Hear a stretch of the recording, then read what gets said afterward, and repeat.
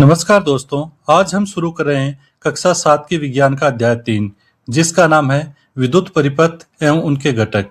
इस अध्याय को हम प्रश्न, उत्तर, महत्वपूर्ण बिंदु व डायग्राम के माध्यम से समझने का प्रयास करेंगे। तो चलिए शुरू करते हैं। आज का हमारा पहला प्रश्न है, विद्युत धारा क्या है? तो विद्युत धारा विद्युत आवेश के प्रवाह की दर होती है। विद्युत ऊर्जा का उपयोग प्रकाश, ऊष्मा और यांत्रिक कार्य प्राप्त करने के लिए किया जाता है। यह तारों के माध्यम से एक स्थान से दूसरे स्थान तक प्रवाहित होती है। नेक्स्ट प्रश्न है, विद्युत परिपथ किसे कहते हैं? तो विद्युत परिपथ वह बंद मार्ग जिससे होकर विद्युत धारा प्रवाहित होती है, विद्युत परिपथ कहलाता है। एक साधारण परिपथ में सेल, बल्ब, स्विच और जोड़ने वाले तार होते हैं। यदि परिपथ कहीं से भी टूटा हो तो धारा प्रवाहित नहीं होगी। नेक्स्ट प्रश्न है, विद्युत परिपथ में तार का क्या कार्य है? तो विद्युत परिपथ में तार का कार्य है विद्युत ऊर्जा के वहन के लिए मार्ग प्रदान करना।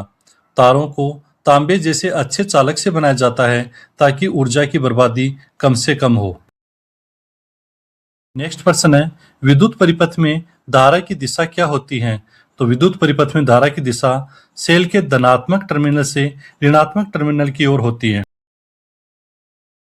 नेक्स्ट प्रश्न है, विद्युत सेल क्या है और इसके अंदर क्या होता है? तो विद्युत सेल एक युक्ति है जिसमें मौजूद रासायनिक पदार्थ आपस में क्रिया करके रासायनिक ऊर्जा को विद्युत ऊर्जा में बदलते हैं। सेल के दो सिरे होते हैं, धनात्मक और ऋणात्मक। जब सेल के अंदर के रसायन समाप्त हो जाते हैं तो यह विद्युत पैदा करना बंद कर देता है। नेक्स्ट प्रश्न है, बैटरी किसे कहते हैं और टॉर्च में सेल कैसे लगे होते हैं? तो दो या दो से अधिक सेलों के श्रेणीक्रम संयोजन को बैटरी कहा जाता है। इसमें एक सेल का पिछला सिरा दूसरे सेल के अगले सिरे को छूता है। इसका उपयोग टॉर्च जैसे अधिक शक्ति वाले उपकरणों में किया जाता है। नेक्स्ट प्रश्न है, प्राथमिक सेल और द्वितीयक सेल में क्या अंतर है? तो प्राथमिक सेल और द्वितीयक सेल में मुख्य अंतर है रिचार्ज करने की क्षमता।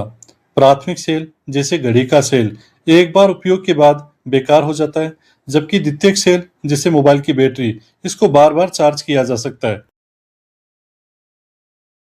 नेक्स्ट प्रश्न है, सोलर सेल क्या है? तो सोलर सेल सूर्य के प्रकाश को सीधे विद्युत में बदलने वाली युक्ति है। यह प्रदूषण रहित ऊर्जा का एक मुख्य स्रोत है।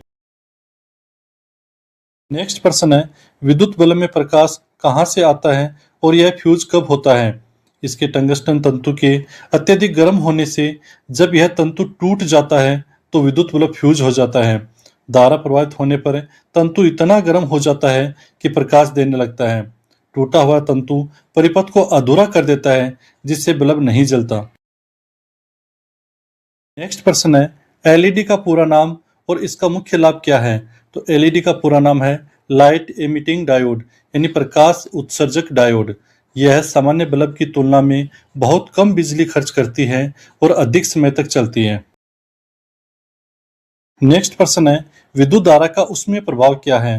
तो तार में धारा प्रवाहित होने पर उसका गर्म होना विद्युत धारा का उसमें प्रभाव कहलाता है। हीटर, गीजर, प्रेस और टोस्टर इसी सिद्धांत पर कार्य करते हैं।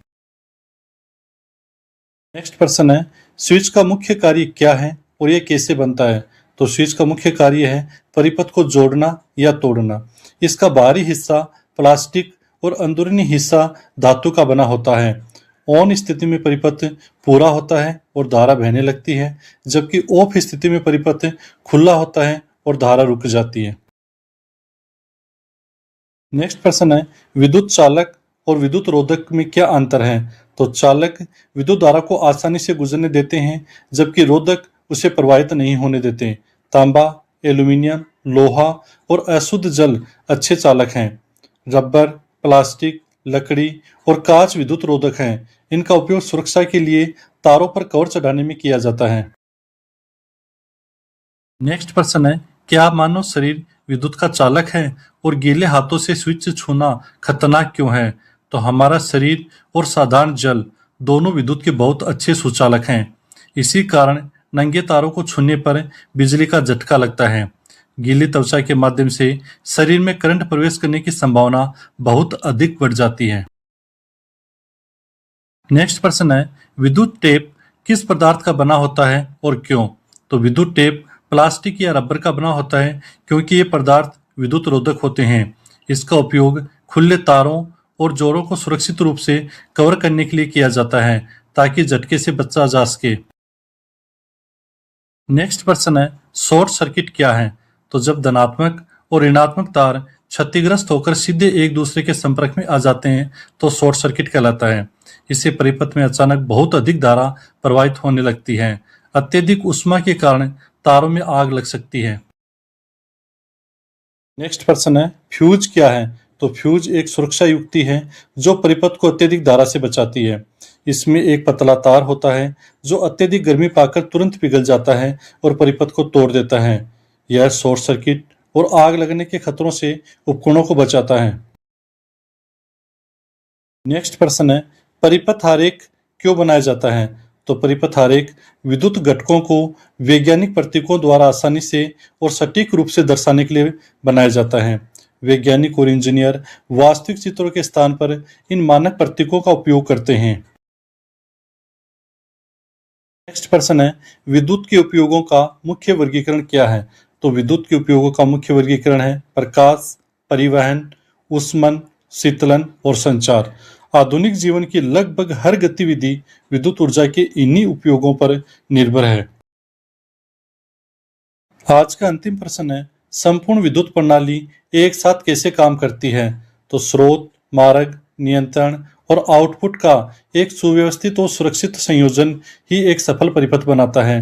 स्रोत यानी कि बैटरी ऊर्जा देते हैं, मार्ग यानी कि तार उसे ले जाते हैं, नियंत्रण यानी स्विच और फ्यूज सुरक्षा सुनिश्चित करते हैं और आउटपुट यानी कि बल्ब उसे उपयोगी कार्य में बदलते हैं। तो दोस्तों, ये था कक्षा 7 की विज्ञान का अध्याय 3। आपको कैसा लगा कमेंट में जरूर बताएं। वीडियो को लाइक करें और शेयर करें। अगर आप कंपटीशन की तैयारी कर रहे हैं और एनसीईआरटी को प्रश्नोत्तर रूप में समझना चाहते हैं तो हमारे चैनल को जरूर सब्सक्राइब करें। धन्यवाद।